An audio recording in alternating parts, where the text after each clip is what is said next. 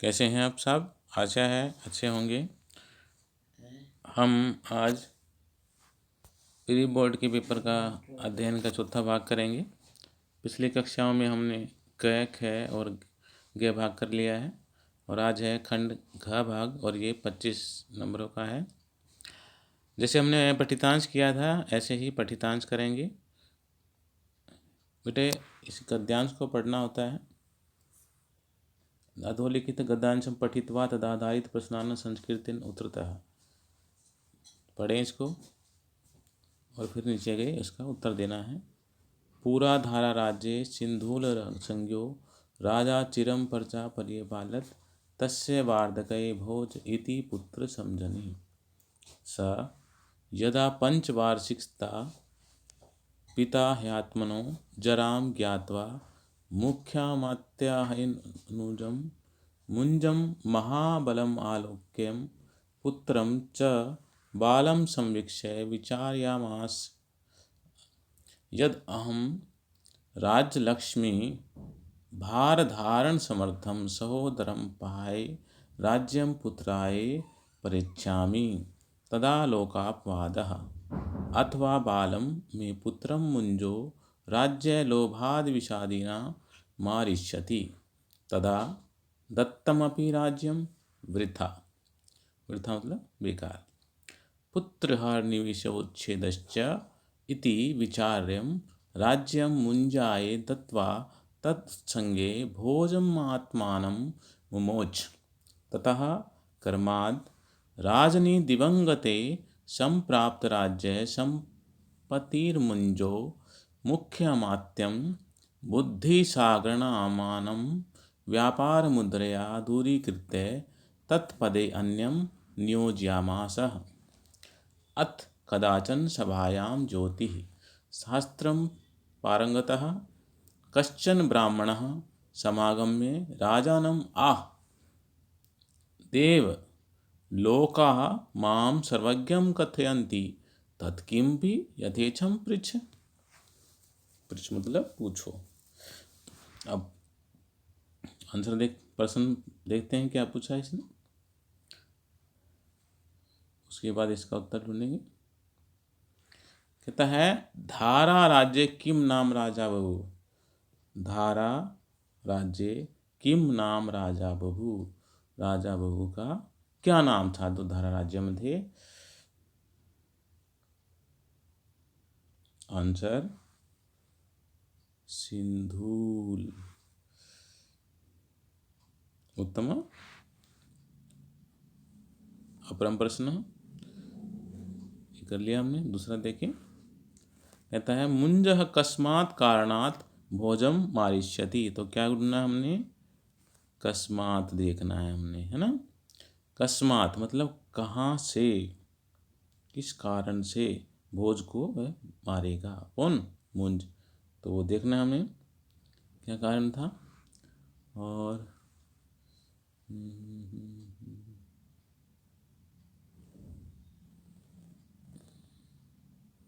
ये आंसर राज्य लोभाद। कस्मात् राज्य लोभाद क्योंकि पंचमी विभक्ति है। उत्तम। तृतीय देखें। सिंधूल राज्ञ पुत्रस्य नाम किम। पुत्रस्य नाम किम। सिंधूल राजा के पुत्र का नाम पूछा है ना। तो क्या नाम था। बहुत बढ़िया। भोजः। क्या नाम था। भोजः। पूर्ण वाक्य अनुत्तरतम में देखें। थोड़ा छोटा करना पड़ेगा ताकि हम ऊपर का भी देख सकें। कदाचन क सभायां समागतः। ये कर रहे हैं हम। कदाचन क सभायां आगतः। कौन सभा में आया।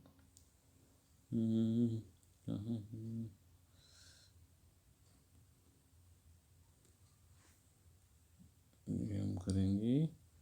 कदाचन सभायां ज्योति शास्त्र पारंगतः कश्चन ब्राह्मण।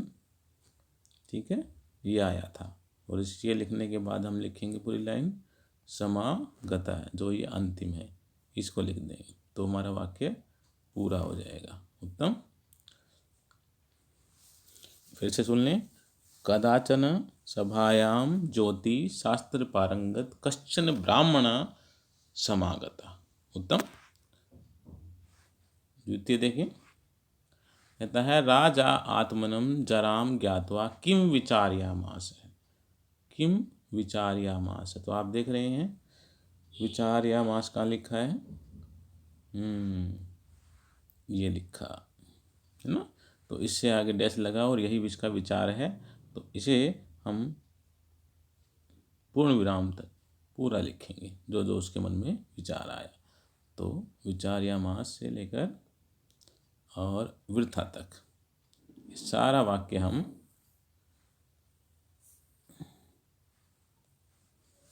इसमें लिखेंगे। राजा आत्मनम जराम ज्ञात्वा किम विचार्यामास। उत्तम। तृतीय में देखें, राजा किम विचार्य राज्यम मुंजाए दत्तवान।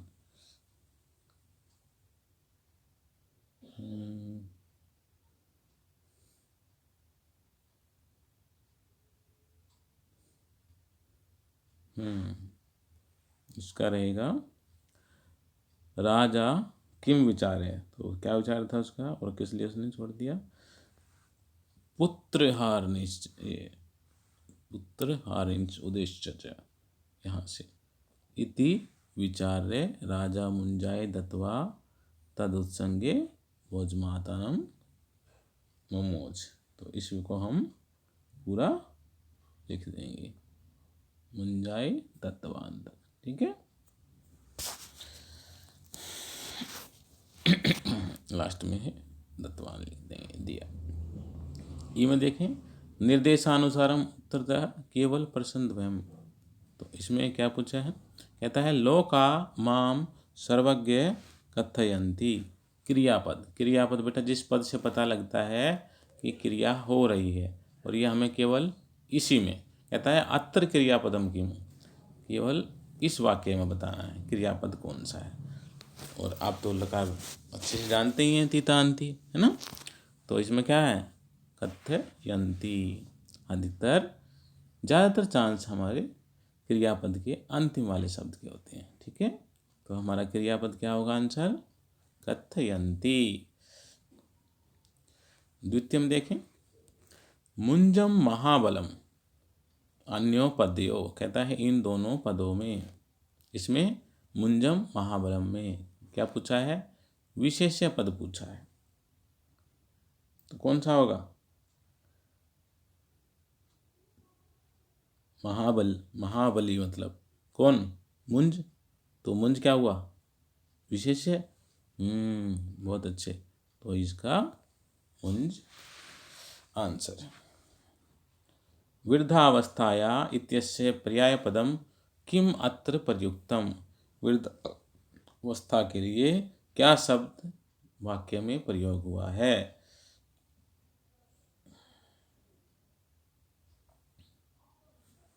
ये रहा वार्धके, क्या प्रयोग हुआ है, तो हम लिख सकते हैं वार्धके, इसका प्रयोग हुआ है वृद्धावस्था के लिए। ठीक है, चले प्रश्न नंबर 10 पर चलते हैं। कहता है नीचे लिखे गए पदांश को पढ़कर तथा आधारित उनके प्रश्नों के उत्तर देने हैं आपने। ठीक है, इसमें भी वही है, एक पद पूर्ण वाक्य। पहला पढ़ते हैं एक पद में, प्रजानाम पिता क आसीत। प्रजानाम पिता क आसीत, अब देख रहे हैं कौन सी लाइन में है, इस लाइन में हमारा आंसर है। प्रजानाम पिता का आसीत, तो पिता है स, तो यहाँ पर आंसर रहेगा स, ये हमारा आंसर होगा। ठीक है,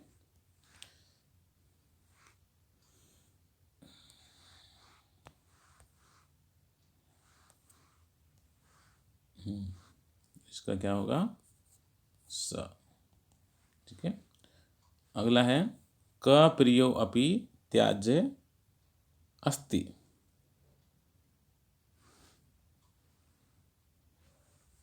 त्याज्य कहाँ है, ये रहा प्रिय वाली लाइन, त्याज्य भी लिखा हुआ है, तो क्या है दुष्ट, तो हमारा आंसर क्या होगा दुष्टः। उत्तम। तीसरी देखें, केवलम जन्म हेतव के संति। इसमें देख रहे हैं केवलम जन्म हेतव के संति पितरः, तो आंसर हमारा रहेगा पितरः।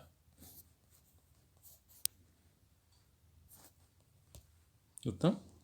ठीक है, अब पूर्ण वाक्य में देखें, प्रियो अपि दुष्ट दुष्ट किमिव त्याज्य अस्ति। प्रियो अपि दुष्ट किमिव, तो इसमें आएगा त्याज्य दुष्ट है, जो छूट गया है इसको हम लिखेंगे। ठीक है, तो प्रियो अपि दुष्ट ये लिख के किमिव के स्थान पर लिखना है हमने, इसके स्थान पे, और इसके स्थान पर लिख के फिर ये लिख देना है।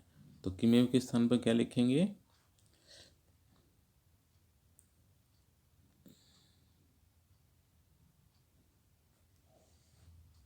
उर्गक्षता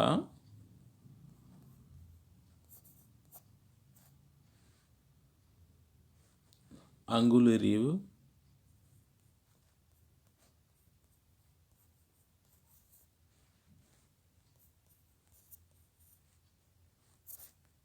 बाकी लास्ट में फिर लिख देंगे इसके बाद ये वाली लाइन। ठीक है, मतलब इस लाइन में से।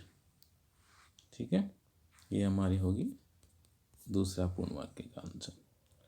ऐसे थोड़ा सा मिटा देते हैं इसे ताकि आपकी समझ में आ जाए।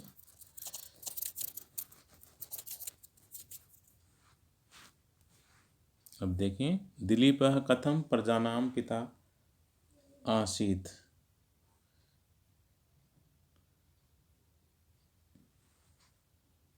ये अगर आपने पाठ पढ़ा है तो उसमें से थोड़ा सा ज़्यादा समझ में आता आपको, अगर ढंग से पढ़ा है तो आपने, ये तो आप इसमें से वाक्य बना के लिखिए पहली लाइन में से। तो दिलीपः प्रजानां विन्याधानाद रक्षणाद भरणाद पिता आसीत्। ठीक है, तो कथम पूछा ना किस प्रकार का, तो प्रजानाम है ना, प्रजानाम विनिधानाद है ना, यही हो गया, रक्षणाद, बाकी ऐसा का ऐसा लिख दें। चलो,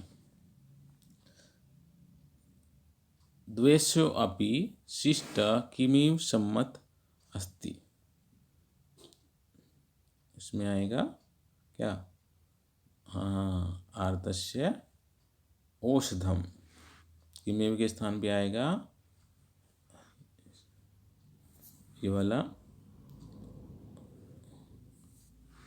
द्वेष्यो अपि शिष्टः आर्तस्य था औषधम सम्मतः अस्ति। उत्तम। ठीक है, प्रश्न नंबर 11 ये ई में आए इसी के, जो पूछा गया है, दुष्ट दुष्ट इत्यस्य विलोम पदम अत्र का प्रयोक्तम। तो दुष्ट के लिए क्या प्रयोग हुआ है, शिष्ट, ये देख रहे हैं आप, शिष्ट लिखा हुआ, ये रहा शिष्ट, दुष्ट का शिष्ट। और सरप के लिए आया है उरग, अभी हमने पढ़ा था इसमें कहीं लिखा था, और ये उरग यहाँ पर उरग। ठीक है,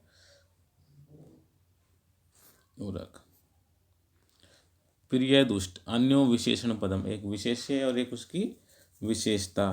तो यहाँ पूछा है विशेषण, दुष्ट की क्या है प्रिय, विशेषता हो गई, तो हमारा आंसर प्रिय हो गया। ठीक है, चलें आगे। 11वें में देखें, एक नाट्यांश दिया गया है और इसको पढ़ के हमने उत्तर देना है। हम समय ज़्यादा ना करते हुए सीधा उत्तर देना शुरू करेंगे। एक पदेन्द्रता, परस्पर प्रतिमितो भवतो कस्य अवकाशः न अस्ति, कस्य अवकाशस्य, तो लिखा है उपदेशस्य। कस्य पूछा है तो इसी विभक्ति में हमारा आंसर रहेगा उपदेशस्य। ठीक है, अगला देखो, कौ त्रिवर्ग साधयत। कौ, कौ त्रिवर्ग साधयत, किसने त्रिवर्ग को साधा? पति पत्नयो। क्या है? पति पत्नयो। उत्तम। तृतीय देखें, जिस प्रकार के शब्द हैं उसी प्रकार में आंसर होगा। ठीक है, प्रश्न सूचक में मदालसाया सख्या नाम किम आसीत। मदालसा की सखी का नाम पूछा है, क्या नाम है? कुंडला। तो ये हमारा एक पद का तीसरा आंसर। उत्तम।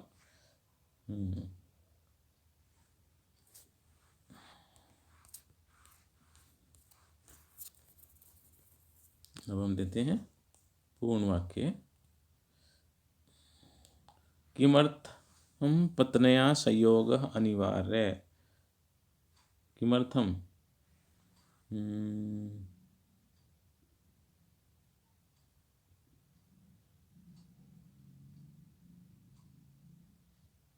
ये रहा, है ना।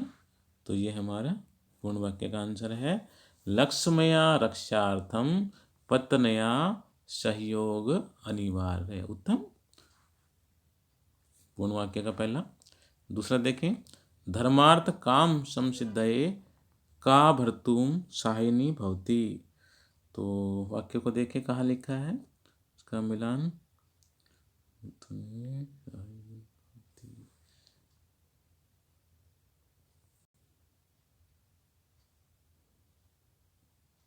ये रसाहिनी भवती है ना। तो इसको मिलाएं, कहाँ से है? यतो ही से चल रहा है, तो जो कि तो लिखेंगे नहीं, सीधा हम लिखेंगे धर्मार्थ काम सिद्धये यथा भार्या भर्तु साहिनी भवती। उत्तम। तो ये हमारा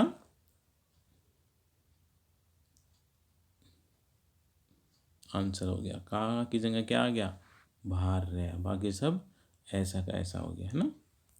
का के स्थान पे क्या आ गया? भार्या, और ये ऐसा का ऐसा लिखा गया। ठीक है। तृतीय देखें, पत्यु धनम कथम शयमेति। पत्यु धनम कथम शयमेति, इसका मिलान देखें, कहाँ लिखा है शयमेति। इसको देखें, इस शब्द को कहाँ लिखा है इसमें?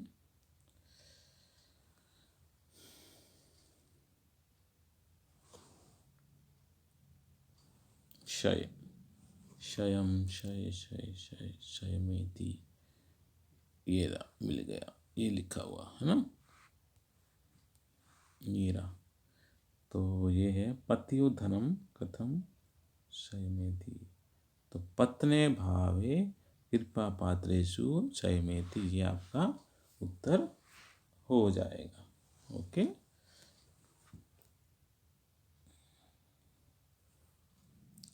निर्देशानुसारम उत्तरतः, जो पूछा गया है उसका उत्तर देना है। अब दो हैं तो केवल दो का ही उत्तर देना है। पहला देखें, पत्नी, पत्नी इत्यस्य, इसका किम पर्याय पदम नाट्यांशे प्रयुक्तम।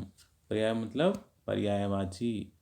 अब ऊपर जाने के बजाय हम ऊपर लाइन में देख लें, क्योंकि ऊपर वाली लाइन वैसी तो है ना, पठितांश की है ना, नाट्यांश की। तो पत्नी के लिए क्या पद आया था? अभी बताया था आपको इस वाले प्रश्न में, भार्या। क्या आया था? भार्या, है ना। भार्या कहाँ लिखा है? भार्या भार्या भार्या, लिखा तो था, ये रहा भार्या। ये हो गया पत्नी के लिए, है ना, पर्यायवाची। भार्या पत्नी को भी बोलते हैं ना। लक्ष्मी पूजायाम न में प्रवृत्ति, ये वाक्य है आपका। और अत्र यहाँ में क्या है? सर्वनाम पद है। किसके लिए आया है? अब जब चतुर्थी विभक्ति में पूछते हैं तो हमेशा हम जैसे पूछा गया उसी में आंसर देंगे चतुर्थी विभक्ति में। ठीक है। तो लक्ष्मी पूजाया न में प्रवृत्ति, में मतलब मेरी, तो कौन बोल रहा था? मदालसाया। तो किसके लिए आया है? मदालसा के लिए। तो जब लिखेंगे मदाल सा यही लिखेंगे इस प्रकार से, मदाल सा। अब जैसे ये था इसी में, इसी लहजे में, कोई दिक्कत नहीं, बिल्कुल ऐसे ही मदाल साए, ये हमारा आंसर हो गया। ठीक है। तृतीय देखिए, पति धनम अर्जित्वा गृहमानयति। यहाँ पर कर्तृपदम किम, कर्तृ मतलब करने वाला। क्रिया को देख के हम फटाफट से बताएं कौन है, कर्ता कौन है। घर कौन लेके आता है, घर हम आनियति, आनियति में लाना, कौन, पति। बहुत अच्छे। तो इसका आंसर क्या होगा, पति आंसर होगा। करने वाला पति हो गया ना, ये क्रिया हो गया, ये क्रियापद है और ये कर्ता है। ठीक है। चलें अगला करें, 12वां।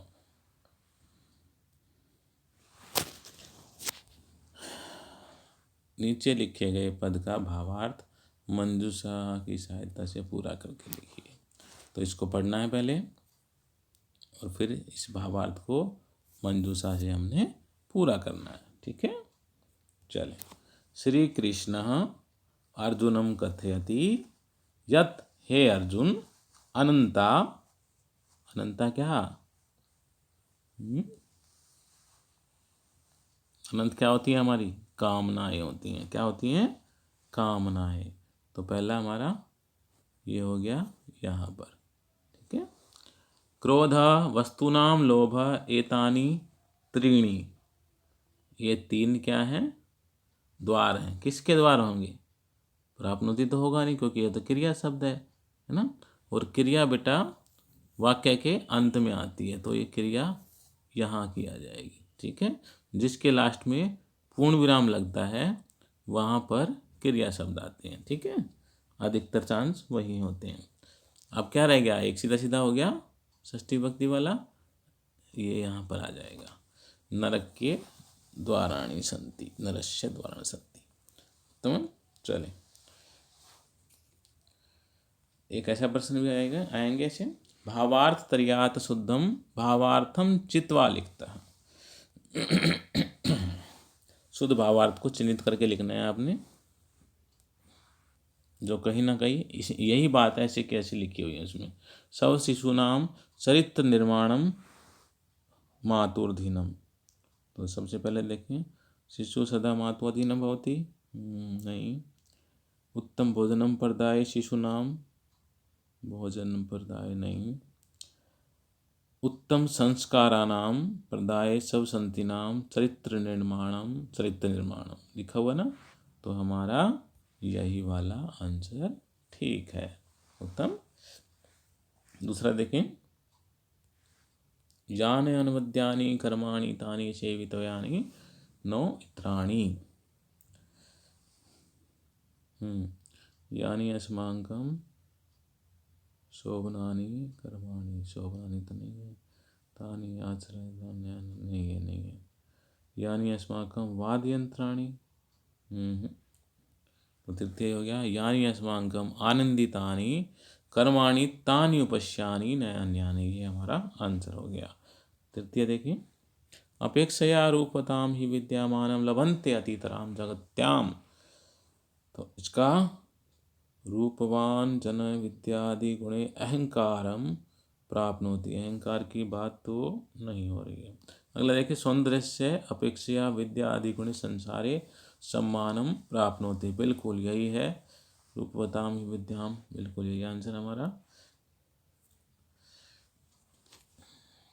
तृतीय देखिए, नीचे लिखे गए अधोलिखित अन्वय रिक्त स्थान पुर्यति, अन्वय है सीधा सीधा है, जो रह गया है वही हम इसका आंसर लगाते हैं। विधात्रा, विधात्रा किसके नज़दीक कौन सा शब्द है, चादनम स्वायत्तम, चादनम स्वायत्तम, छादनम ये लिखा, छादनम ये लिखा है ना, तो छादनम तो छादन ये लिखा था, छादन में अज्ञताया लिखा हुआ है, तो यहाँ क्या आएगा? अज्ञताया। ठीक है। अगला देखें, विशेषतः। विशेषतः ये लिखा विशेषतः, और विशेषता के साथ में ही लिखा हुआ है सर्वविधाम। दिख रहे हैं? तो यहाँ क्या आएगा? सर्वविधाम। उत्तम। तृतीय में जो छूट गया है वो आएगा, अपंडिता नाम विभूषणम, मतलब विभूषणम। उत्तम। ये हमारे आंसर। इस प्रकार से बेटा में आप आसानी से चिन्हित कर सकते हैं। चतुर्दश में देखें,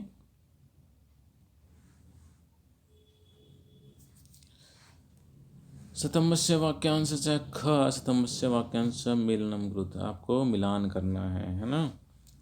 तो सर्वस्य लोचनम शास्त्रम यस्य नास्ते अंधस्य। हाँ बिल्कुल पढ़ा था हमने। इसका हो जाएगा शरीरे अरि प्रहरती, और इसमें आया था हमारा हृदय सौजन्य सतता। त्यागाय संभूता अर्थानाम, इसके लिए आया हमारा सत्याय मित भाषिणाम। प्रवृत्ति च निवृत्ति च, अब जो रह गया उसको लगा दीजिए, जनान बिंदु असुरा। प्रश्न नंबर 15 देखें, नीचे लिखे गए वाक्यों में रेखांकित पद को प्रसंग शुद्ध अर्थ चुनकर लिखना है। ठीक है। अभी पीछे भी हमने किया था, भर्तृ के बारे में लिखा हुआ था, भर्तृ सदैव भार्या रक्षित होया। तो भर्तृ किसके लिए आया था? भार्या पत्नी थी, तो भर्तृ कौन?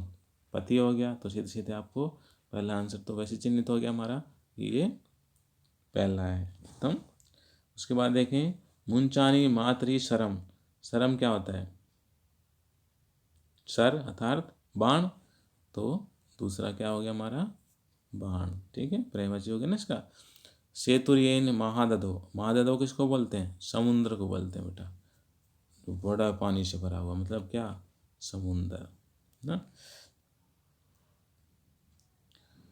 कुलालस्य तु वर्षमेकम। कुलाल कहते हैं कुंभार को, और विचिकित्सा हो गया अब हमारा जिज्ञासा। उत्तम।